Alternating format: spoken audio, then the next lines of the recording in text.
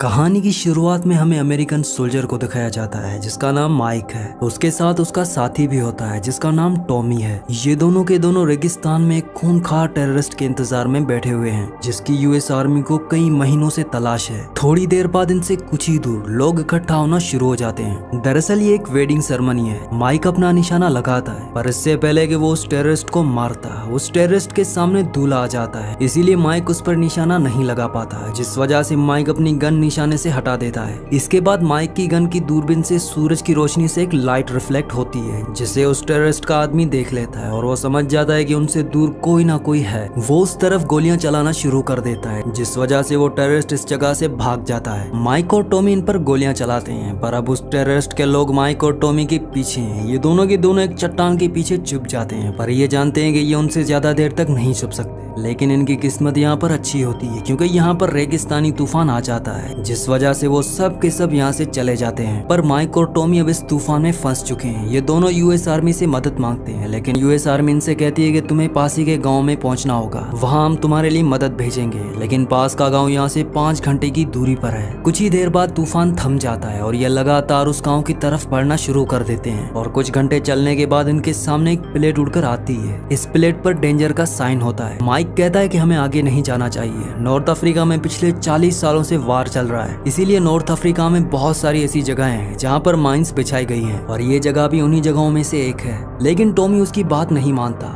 Tommy कहता है कि यहाँ से गांव बहुत ज्यादा दूर नहीं है, हमारे पास 2 ऑप्शन है, या तो हम प्यास से मर जाएं या गांव पहुंचकर अपनी जान बचा लें। हालांकि माइक आगे नहीं बढ़ना चाहता पर उसके पास कोई भी ऑप्शन नहीं होता। टॉमी माइक से आगे चलना शुरू कर देता है, उसे ये जताने के लिए कि यहाँ पर कोई भी माइंस नहीं है। पर तभी उसका एक पैर माइन पर आ जाता है जिस वजह से एक जोरदार ब्लास्ट होता है और उस ब्लास्ट में टॉमी अपने दोनों पैर खो देता है। माइक उसकी मदद के लिए जैसे अपना एक पैर आगे बढ़ाता है तो उसे क्लिक की आवाज आती है। वो समझ जाता है कि उसका पैर भी माइन के ऊपर आ चुका है और अगर उसने अपना पैर हटाया तो वो भी ब्लास्ट में उड़ जाएगा। पर वो अपने दोस्त की मदद करना चाहता है। वो टॉमी को कहता है कि रेडियो पर आर्मी से मदद मांगो, पर टॉमी को इतना दर्द हो रहा होता है कि वो अपने आप को हिला भी नहीं पा रहा होता। वो सबसे पहले अपने आप को पेन किलर का इंजेक्शन लगाता है। इसके बाद वो रेडियो पर कॉल करने की कोशिश करता है पर अभी भी उसके जिस्म में बहुत ही दर्द हो रहा होता है, इसीलिए उसे कुछ भी समझ नहीं आता और उसका राब्ता भी नहीं हो पाता। अब माइक के पास कोई भी रास्ता नहीं है। वो अपने दोस्त को इस तरह से मरते हुए नहीं देखना चाहता, इसीलिए वो टॉमी से कहता है कि मैं आगे बढ़ रहा हूँ। ये माइंस बहुत पुरानी है, इनमें जंग लग चुका होगा, हो सकता है कि मेरे पैर हटाने से ये ना फटे। पर टॉमी नहीं चाहता कि उसका दोस्त आगे आए और अपनी जान दे, इसीलिए वो अपनी जेब से गन निकालता है और अपने आप को गोली मारने से पहले कहता है कि तुम्हें जिंदा रहना होगा। और ये कहने के बाद वो अपनी जान ले लेता है। और अब माइक यहाँ पर अकेला फंस चुका है। उसे कुछ भी समझ नहीं आ रहा होता कि उसे क्या करना चाहिए। वो सबसे पहले अपने दिमाग को रिलैक्स करता है। इसके बाद वो रेडियो के बैग को एक कुल्हाड़ी से अपने पास खींचता है पर वो देखता है कि रेडियो की बैटरी पूरी तरह से खत्म हो चुकी होती है और रेडियो की दूसरी बैटरी टॉमी के जेब में है। पर माइक यहाँ पर रेडियो की बैटरी को सोलर एनर्जी से चार्ज कर लेता है। इसके बाद वो अपने बेस पर कॉल करता है और उन्हें पूरी सिचुएशन बताता है। वो कहता है कि मुझे मदद चाहिए, मेरा साथी भी मारा जा चुका है। उसका सीनियर कहता है कि इस वक्त जहाँ पर तुम हो वहाँ पर बहुत बड़े रेतीले तूफान चल रहे हैं, इसीलिए हम तुम तक हवाई जहाज नहीं भेज सकते,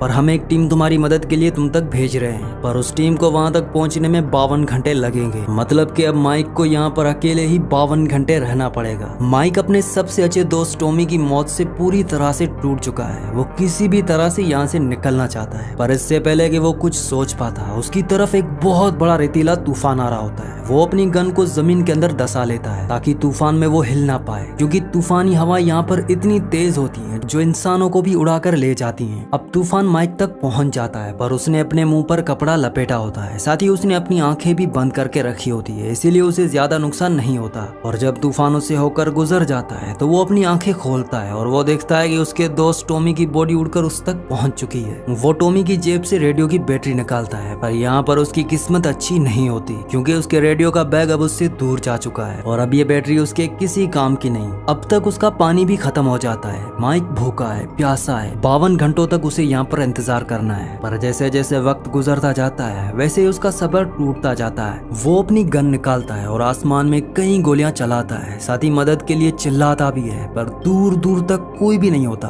और अब वो डिसाइड करता है कि वो अपनी जान ले लेगा।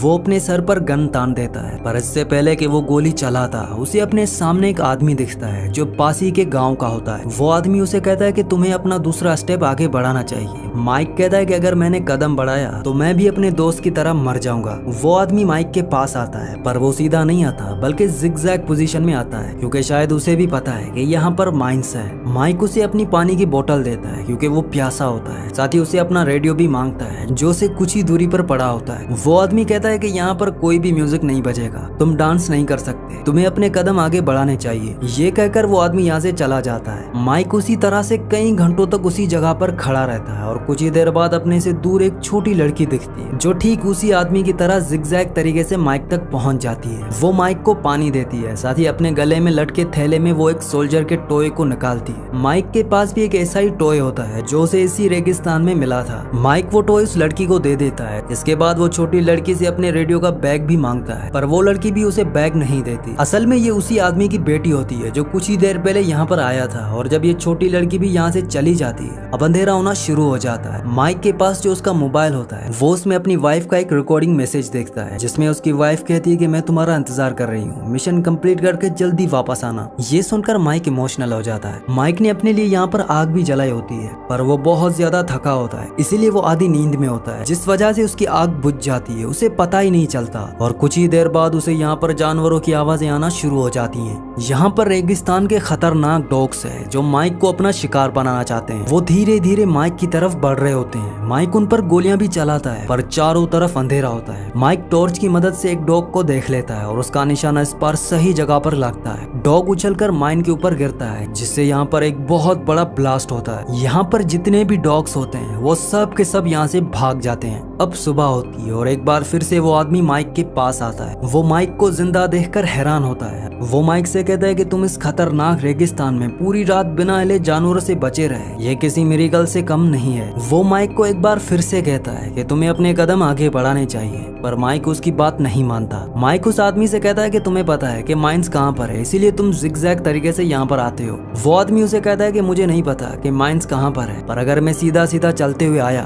तो कभी ना कभी मेरा पैर माइन के ऊपर आ ही जाएगा, इसीलिए मैं जिगजैग तरीके से यहाँ पर आता हूँ। माइक उसे अपना रेडियो मांगता है। वो आदमी उसे उसका रेडियो देकर वहाँ से निकल जाता है। माइक को अब हेल्यूसिनेशन होना शुरू हो जाते हैं। उसे अपना फ्रेंड टॉमी दिखता है जो माइन के फटने से अब इस दुनिया में नहीं रहा। टॉमी उसे कहता है कि तुम अभी तक यहीं पर खड़े हो, तुम्हें घर वापस जाना चाहिए, तुम्हारी वाइफ तुम्हारा इंतजार कर रही है। माइक को अपनी सारी गलतियां याद आ रही होती है जो उसने की होती है। उसने अपनी वाइफ के साथ अच्छे से बिहेव नहीं किया। जब उसकी वाइफ को उसकी सबसे ज्यादा जरूरत थी तब वो उसे छोड़कर अपने मिशन पर चला आया। अब एक बार फिर से रात हो चुकी है और चारों तरफ वही खूनखार डॉग्स जो एक रात पहले माइक को मारना चाहते थे वो माइक के ऊपर हमला कर देते हैं। माइक पूरी रात उन डॉग्स से लड़ता है। वो कई डॉग्स को मार देता है। सुबह होने के साथ माइक अपनी घड़ी को देखता है। अभी भी उस तक मदद पहुंचने में 7 घंटे बचे हैं। मतलब कि माइक को इस रेगिस्तान में फंसे हुए पूरे 45 घंटे हो चुके हैं। 45 घंटों से वो एक ही जगह पर है। वो एक कदम भी आगे नहीं बढ़ा। अब माइक के रेडियो पर उसके सीनियर का कॉल आता है। उसे बताया जाता है कि जो टीम उसकी मदद के लिए आ रही थी वो टीम अब वक्त पर नहीं पहुंच पाएगी।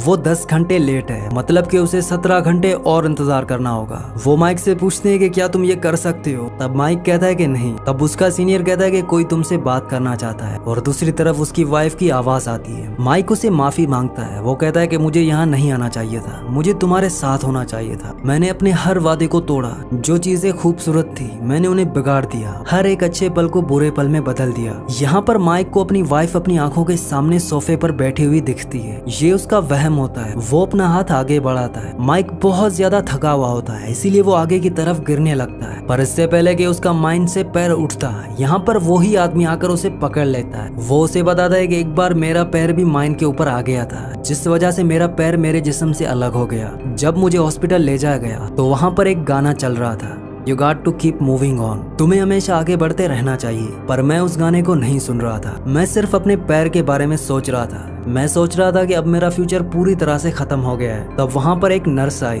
उसने मुझे देखकर स्माइल की। इसके बाद वो मैंने गाना सुना, तुम्हें हमेशा आगे बढ़ते रहना चाहिए। इसके बाद मैं अपनी वाइफ से मिला। उसने मेरी देखभाल की। हमारे बच्चे हुए। कभी कभी बुरी चीजें भी जिंदगी में अच्छी चीजें ले आती हैं। बस हमें कभी भी हिम्मत नहीं हारनी चाहिए। मैं यहाँ से माइंस निकालता हूँ जिन्हें मैं बेचता हूँ और माइंस निकालने के बाद वहाँ पर हम टिन के डब्बे डाल देते हैं ताकि आर्मी को ये पता ना चले कि हमने यहाँ से माइंस निकाल दिए हैं। माइक उसे कहता है कि मैं तुम्हारी बेटी से मिल चुका हूँ, वो बहुत खूबसूरत है। वो आदमी उसे बताता है कि कुछ सालों पहले माइन के फटने से मेरी बेटी की जान चली गई। ये सिर्फ मेरा एहसास है जो तुम मेरी बेटी को मेरे साथ देख सकते हो। इस जिंदगी ने मुझसे बहुत कुछ छीना है, पर जिंदगी चाहे कितनी भी बेरहम क्यों ना हो, हमें हमेशा आगे बढ़ते रहना होता है। इसके बाद वहाँ से वो आदमी जाने लगता है। माइक को उसके साथ उसकी बेटी भी दिखती है, पर कुछ ही पलों के बाद उसकी बेटी गायब हो जाती है। माइक को इसके बाद दोबारा वहम होना शुरू हो जाता है। उसे अपने बचपन की याद आती है जब उसके डैड उसकी मॉम को और उसे मारते थे। साथ ही उसे वो पल भी याद आता है जब उसकी मॉम हॉस्पिटल में अपनी जिंदगी की आखिरी सांसें ले रही थी। उसकी मॉम ने भी उससे कहा था कि तुम्हें जिंदगी में लगातार आगे बढ़ना होगा, पर माइक का वहम बहुत जल्दी टूट जाता है क्योंकि उसे एक गोली लगती है। दरअसल जिन लोगों को वो मारने के लिए यहाँ आया था वो लोग उसे ढूंढ लेते हैं और उस पर लगातार गोलियां चलाते हैं। माइक बहुत बहादुरी से और समझदारी से उनका सामना करता है और एक एक करके वो कई लोगों को मार देता है, पर जब वो उस पर गोली चलाता है तो उसकी गोलियां खत्म हो जाती हैं। ये असल में माइक का वहम होता है। उसके सामने उसके डैड होते हैं जो उसे गले से लगा लेते हैं। माइक को एहसास होता है कि जिन लोगों से वो जिंदगी भर नफरत करता रहा, दरअसल वो लोग उसे प्यार करते थे। अब माइक को बचाने के लिए उसके आर्मी वाले लगभग उस तक पहुंच जाते हैं, पर रेगिस्तान में उसे देखना इतना आसान नहीं होगा क्योंकि रेगिस्तान में जब गाड़ी चलती है तो बहुत ज्यादा धूल उड़ती है। माइक के पास अपनी लोकेशन बताने के लिए सिर्फ एक ही तरीका है और वो है फ्लेयर गन, जो उसे कुछ ही दूरी पर होती है, जिसे उठाने के लिए उसे अपने कदम आगे बढ़ाने होंगे, नहीं तो वो यहीं पर ही भूखा और प्यासा मर जाएगा। उसे उस आदमी की बात याद आती है कि हमेशा हमें आगे बढ़ते रहना चाहिए। माइक पूरी हिम्मत करता है और वो एक कदम आगे बढ़ जाता है, पर कदम बढ़ने से यहाँ पर कोई भी ब्लास्ट नहीं होता। माइक ये देखकर पूरी तरह से हैरान हो जाता है और जब उस जगह को खोदता है तो वहाँ पर एक टिन का डब्बा होता है। जैसा कि उस आदमी ने कहा था कि यहाँ से हम माइन निकालकर वहाँ पर टिन का डब्बा डाल देते हैं, और माइक जब उस टिन के डब्बे को खोलता है तो उसके अंदर एक सोल्जर का टॉय होता है। माइक उसी जगह पर लेट जाता है। वो पिछले 62 घंटों से इसी जगह पर खड़ा था। माइक के इस एक्सीडेंट ने उसकी पूरी जिंदगी बदल दी। कुछ दिनों बाद वो वापस अपनी कंट्री आता है जहाँ एयरपोर्ट में उसकी वाइफ उसे लेने आई होती है। माइक उसके सामने अपने घुटनों पर बैठ जाता है क्योंकि अब उसे जिंदगी की इम्पोर्टेंस का पता है। उसे पता है कि जिंदगी में हमेशा खुशी रहना चाहिए, हालात कैसे भी हो, इंसान को हमेशा आगे बढ़ना चाहिए। कभी कभी जिंदगी में बुरी चीजें भी अच्छी चीजें ले आती हैं, जिस तरह से माइक और उस आदमी की जिंदगी में लेकर आई। बस इन दोनों में एक ही चीज कॉमन थी, ये दोनों जिंदगी में आगे बढ़े। इसी के साथ इस मूवी का एंड हो जाता है। अगली कहानी आप किस मूवी पर सुनना चाहते हैं मुझे नीचे कॉमेंट्स में जरूर बताना, और अगर ये वीडियो आपको पसंद आई हो तो इस वीडियो को लाइक कर देना और इस चैनल को भी सब्सक्राइब कर देना।